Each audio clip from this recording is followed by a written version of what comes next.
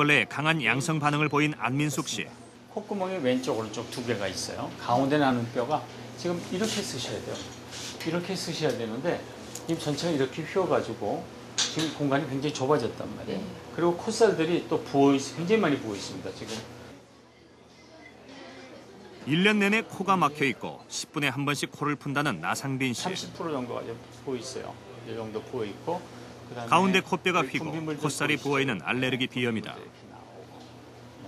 환절기 되면 붓고 갈라지는 것 같은 그런 느낌. 진먼지 진드기에 강한 반응을 보였던 이진희 씨의 코 속은 어떤 모습일까? 그런 알레르기가 정말 심하신 거예요. 알레르기 비염이라는 게 어떤 물질에 의해서 우리 코가 이상 반응을 일으키는 거예요. 그래서 이게 코가 막히고 콧물 나오고 재채기 나오고 이러는데 여기엔 두 가지 큰 특징이 있어요. 첫째는 코가 불편해서 딴 데 같이 불편해요. 눈이 가렵다든지 기관지 천식이 생기고 피부염이 생긴지 그러고. 가장 격렬한 반응을 일으켰던 외손자 동혁이는 얼마나 심각한 상태일까?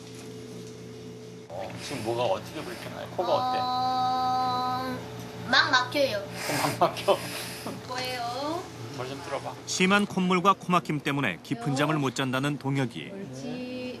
그런데 여기가 많이 부어 콧살이 있어요. 정상보다 많이 부어 있고 편도에도 염증이 있었다. 30%, 40% 정도가 부어 있어요. 전형적인 유전적인 그 집안입니다. 알레르기에 할머니가 먼지 속에 있는 진드기에 대한 알레르기가 있고 또 손주도 알레르기가 있고 그래서 아마 어머니도 알레르기가 있습니다. 그래서 이 3대가 지금 걸쳐서 알레르기가 있는 가족력이 있으면 실제로 부모 중 어느 한쪽이 알레르기 비염일 경우 자녀의 50%가, 양쪽 다 알레르기 비염일 경우에는 자녀의 75%가 양성이라는 보고가 나와 있다. 그걸 다 씻어내니까 치료에 상당히 좋습니다. 이쪽으로 앉을까? 정확한 알레르기 원인을 밝히기 위해 비강 유발 검사를 실시했다. 원인 물질로 의심되는 진먼지 진드기를 코 점막에 묻혔다. 됐다. 10여 분이 지나자 동혁이가 콧물을 줄줄 흘리기 시작했다.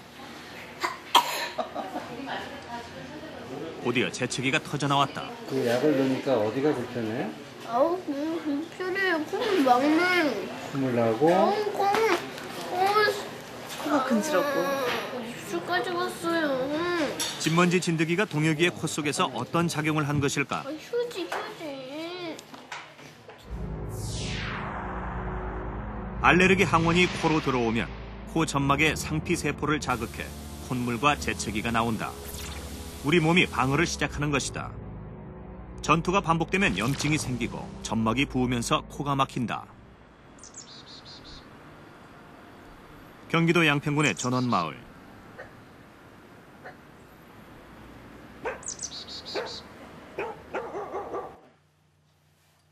몇 년째 알레르기 비염으로 고통받고 있는 이정호 씨. 1년 내내 감기를 달고 산다는 그녀는 늘 머리가 무겁다. 일상생활 하는데도 많이 불편을 느끼지요. 그러니까 그 말을 하다가도 이렇게 코를 풀어야 되는 게 있거든요. 그리고 또 콧물이 또 어떤 때는 이렇게 줄줄 흐르기도 하고.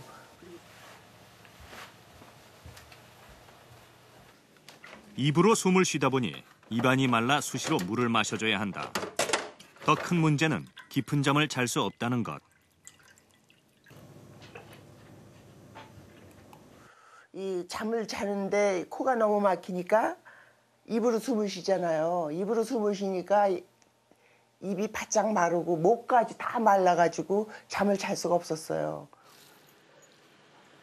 그날 오후 한 방역업체가 그녀의 집을 찾았다.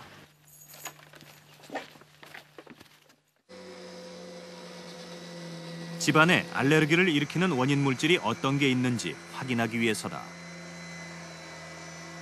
집진을 하고 나면 이런 가볍게 한 번 그 정도로다가 빨아들였을 많이 뿐인데 나왔어요? 먼지가 까맣게 채집됐다. 너무 심해요, 진짜. 아이고. 저는 그냥 깨끗하게 하고 산다고 사는데 한 번 지나가고 나니까 저렇게 먼지가 많이 나오고. 집에서 채집한 먼지 속에는 진먼지 진드기가 얼마나 있을까? 200배 현미경으로 살펴봤다. 선명하게 살아 움직이는 진먼지 진드기가 바로 확인됐다. 진먼지 진드기는 사람에게 직접적인 피해를 주지 않습니다. 사람의 피부를 물거나 흡혈하는 그런 벌레는 아니고요. 진먼지 진드기가 죽어서 발생된 사체 가루 그리고 배설물들이 고온 미세먼지로 바뀌어 알러지원으로 작용하기 때문에 문제가 됩니다. 알레르기 항원이 코에 들어오면 면역을 담당하는 림프구가 방어에 나선다. 이때 대량으로 분비된 히스타민이 코 점막과 신경 말단을 자극해 콧물과 재채기가 나오는 것이다. 우리가 원치 않는 방향으로 너무 예민하게 이게 밖에 어떤 물질이 있다. 그러니까 이 자리를 피해라고 하는 그러한 경고가 오히려 꽃가루가 날릴 때 꽃가루가 있으니까 재채기, 콧물이 남으로써 여기 좀 환경이 안 좋구나 하는 것도 이해하시는 것이 알레르기 질환을 생각할 때 오히려 우리 몸이 지는 것보다는 너무 많이 강하게 반응해서 싸워서 이겼다고 생각하시는 게 편할 것 같습니다.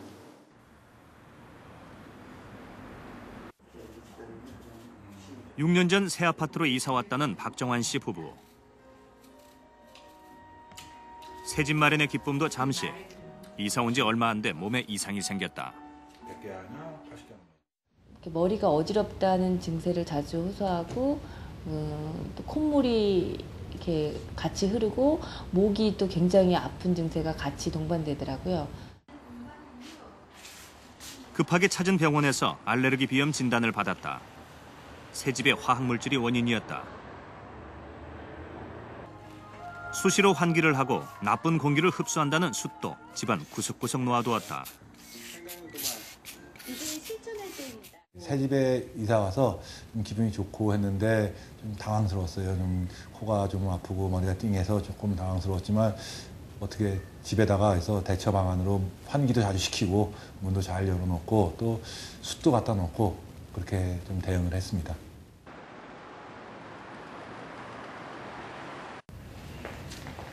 치료를 받은 지 6년째. 그의 코 상태는 어떻게 변했을까? 처음 병원을 찾았을 땐 심한 콧물과 두통, 코막힘을 보였지만 이제는 분비물도 없어지고 붓기도 가라앉았다. 그다음 2주 한 달까지 이렇게 이 병원에서는 새집 증후군 관련 환자들이 점점 늘어나고 있는 것에 주목했다. 전체적으로 비강이 부어 있는 소견을 보이고 지원자들을 모집해 새집으로 이사하기 2주 전과 이사 후 2주간의 콧속 변화를 추적했다. 지원자의 50%가 콧살이 붓고 분비물이 많아지는 알레르기 비염 증상을 보였다. 우리나라뿐만 아니라 전 세계적으로 알레르기성 비염 환자는 폭발적으로 증가하고 있습니다. 그 원인으로서는 환경적인 문제, 대기 오염이라든지 공해가 가장 큰 문제고요. 그 다음에 거주 환경이 많이 바뀌었습니다. 그 전처럼 이렇게 환기가 잘 되는 그런 거주 공간이 아니라 요즘에는 아파트라든지 이런 밀폐된 공간이 많이 있으면서 알레르기성 비염 환자가 기하급수적으로 증가하고 있고요.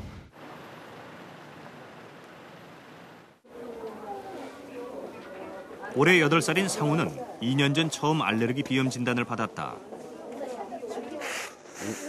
대수롭지 않게 여겼는데 불과 3개월 만에 천식까지 발병했다. 이거 아니야.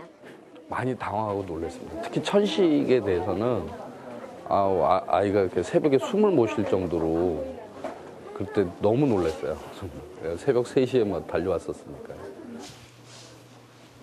상우는 늘 코가 막히고 숨이 차서 달리기도 마음대로 할 수가 없다. 괜찮았어? 코 안 막혔어? 호흡이 곤란할 정도로 기침을 좀 심하게 하거든요. 얼굴이 전체적으로 빨개지고요. 네. 숨찬 적 없어? 자, 그럼 보자. 상우처럼 알레르기 비염 환자가 천식을 함께 앓는 경우는 60%가량. 발병률도 정상인에 비해 3배 가까이 높다. 알레르기 비염 때 병이 나타나는 비점막하고 그다음에 기관지 점막은 거의 같은 구조로 되어 있습니다. 그렇기 때문에 알레르기 질환이라는 이러한 기저 그 현상 자체가 비점막하고 기관지 점막에 동시에 나타나서 두 질환이 같이 나타날 수가 있습니다. 이제 나오는 여러 가지 염증 물질들이 이제 기도를 통해서 알레르기 비염에 걸리면 코를 거치지 않은 차고 건조한 공기가 폐로 직접 가게 된다. 이때 오염 물질들이 기관지에 염증을 일으켜 천식이 생기는 것이다. 알레르기 비염도 감기라고 생각을 하고 그냥 콧물만 흘리기 때문에 그냥 쉽게